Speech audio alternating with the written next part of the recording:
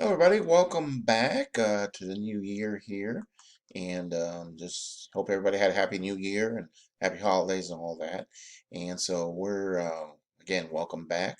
I know 2020 was a historic year in a lot of different areas. I mean, we had all the things going on with COVID and everything, but also personally, I mean, I'm assuming everybody had some events in their life, positive, negative, whatever the case is. So, but we're into the next year now, and of course, people always do those New Year resolutions and everything. And so that brings me to my little topic about just reflecting, evaluate, analyze, what you're doing in your life, making changes. Some of you may not have any problems or issues, and that's great. Others may have problems or issues, so it just depends on your situation. Uh, but a lot of people do have, depression and different things going on that causes those things. Different, I call them distractors or, lack of focus or whatever, you want to call it. But things that go on that stop us from doing what we want to do. There's that, quote, about the definition of insanity, doing the same thing over and over again and expecting a different result. So, whether it be your work, something else you're doing in your life or in school, uh, you know, for example, if you're not in a graduate program, if you're not an A student, you're doing something wrong. And so you got to figure out what it is you're not doing. Um, because if you keep doing it the way you've been doing it, either you're not getting things done on time, or whatever the case is, you know, you're not you're not doing your best, I guess I'm saying, because of the distractors. Not that you're not capable of it. It's just you have these other things going on. And the thing to keep in mind is, you've been given a gift. You get to be a graduate student and earn an MBA. A lot of people don't get this opportunity. You have this opportunity to do this, and I emphasize earn an MBA. It's not something that you're given. It's not something you're supposed to be able to buy. You're earning it, and so yeah, it's a full-time job for a year or so. But again, this is the opportunity you get, and every day you have the opportunity to make changes. If you're having problems, you have the opportunity every day to figure out a way to try and make changes in that. Some people may have some more difficult challenges than others, but still you get the opportunity to try and change it. You can keep doing things the way you've been doing them, or you can, make changes in your life, change the habits, and change the results you've been getting. Don't settle for what you've been getting if you're not getting what you want to. Go for what you want and for what you deserve to get. Everybody deserves, you know, the positives in their lives and the achievements and everything. And you have to just go for it. And if there's distractors in your life that are stopping you from getting there, you need to figure out a way around that. I got this here, hours in a day in a week. You got to stop having more things to do and then there's time to do them. If you don't get something done this week, it's because you didn't have time, or it may be because you just didn't organize your time. Those of you who've seen the 1 minute Arnold Schwarzenegger video I put out every once in a while about, you sleep 6 hours a day. What do you do in the other 18 hours? I used to do something similar to that when I ran pizza stores for Domino's. You know, uh, there was a to-do list, things managers are supposed to do every day. And, sometimes they'd say, well, I've been busy. I say, well, yeah, I see you've been busy from 10 o'clock to 4 o'clock. You made 10 pizzas. That was 10 minutes. What did you do the other 5 hours? So, and I got this example here of a to-do list, like on the left, I just made this up real quick, but, you got 4 or 5 things there that you do. And then my thing I came up with was what you did not do. Yeah, to-do list is nice, but what didn't you do this week? And so I got this little list of things here on the right. And I used to do that when I worked with Domino's, with the store managers. I'd go in and I'd give them a list, and it'd have 20 or 30 things on there of what they did not do, that particular day or that particular week. And this might be a good exercise for you to figure out or help you, figure out, scheduling and, making good use of your time. Um, you know, the, on the to-do list and not to do, What you did not do should not be more than what you did do. Okay, so you got the little scale there for you. But anyway, you deserve not to struggle. Don't wait, make changes now. Stop letting life control you. Take charge and control of your life and your time. Don't let time and life control you. You control it. All right, that's the best advice I guess I could probably give. Um, so I'm going to segue here real quick into one other thing. Um, so it's been brought to my attention. Okay, so sometimes I don't send these welcome letters out if you've already got them once before.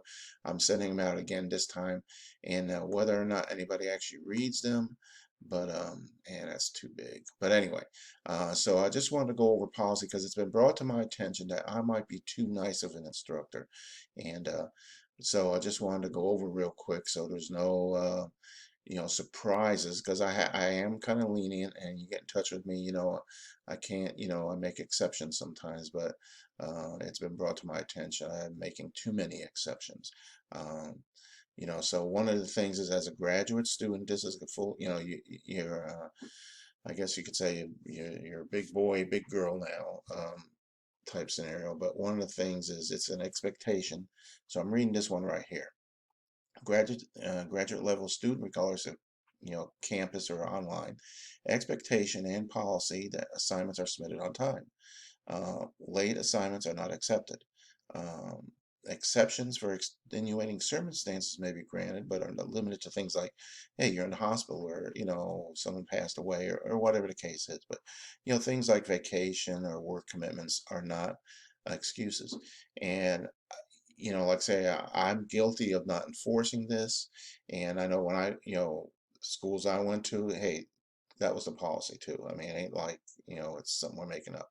At the graduate level, you're expected to treat this like a job. So, um, the thing about incompletes or what to call extensions, those are an exception, not a regular thing. And again, it has to do with, and this also has to do with accreditation, Department of Education, state of Missouri, things and accrediting agencies look at, is, how, for example, if we have a student who graduates program with an A, however, they never had anything turned in on time. An accreditor will look at that and say, how does that happen? And of course, the answer is, well, the instructor. So that's why I'm just, emphasizing this again. And I got the point breakdown, And the other thing about, I used to, and so there's a couple other things in here, but that's the main things. And one of the other things I used to harp on a lot was school is something, it's a job, it's something you do every day.